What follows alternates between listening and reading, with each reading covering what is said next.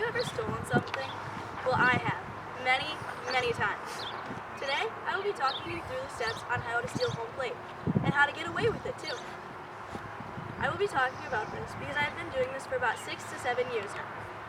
The first thing I will talk to you guys about today is the different appropriate clothing you will be needing to wear, along with the different forms you will need, and lastly, all the different things you will need to piece this all together. After today, you guys could go teach anyone how to slide, even any professional. Now, to start with our appropriate attire, for the first thing you will need are sliders. These are essentially just shorts that have padding on the side. They are just going to soften your blow when you land on your hips.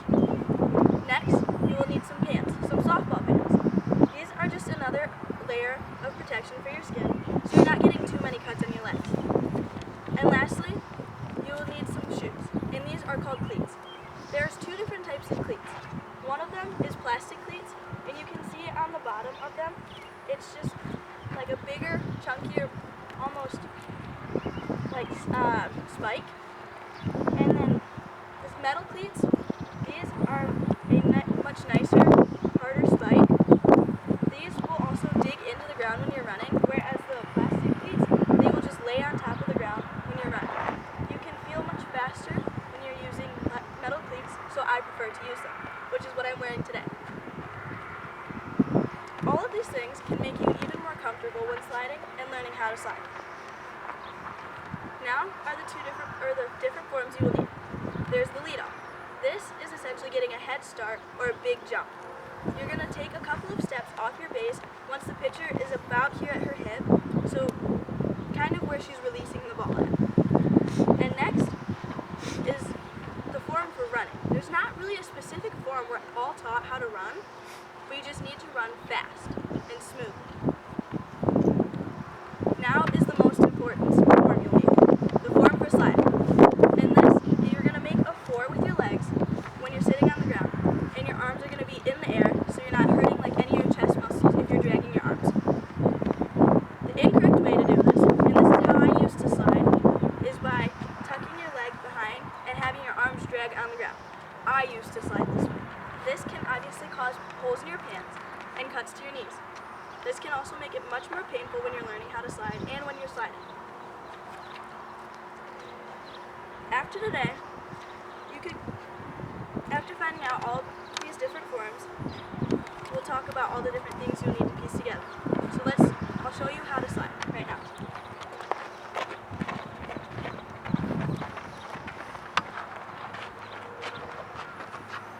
So you're going to start with your lead off, get a couple of feet up ahead. You're going to kind of watch where the ball is going, and if you're going to steal, you're just going to head straight for it, and down you go. I typically will slide on my stomach or roll over because that's just something I do. I don't know how to stop it or prevent it from doing that.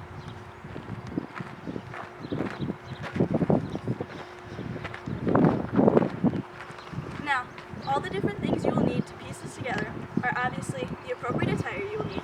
Once you have this on, you are good to go to find yourself a nice big open softball field like we have today. Make sure it's open for half an hour to 45 minutes, however long it is you want to slide for. And lastly, you will need to remember all the different steps I have just walked you through. After you are all comfortable and confident with your sliding abilities, you can go try it out in a softball game. After today, you can most definitely go teach anyone how to slide, even any professional. The first thing I talked about was the different appropriate attire you will need, such as pants, shoes, and sliders. The second thing I talked about was the different forms you'll need, such as running and leading off and sliding. Lastly, I talked about all the different things you'll need to piece this together to make it a successful sliding practice and successful sliding abilities.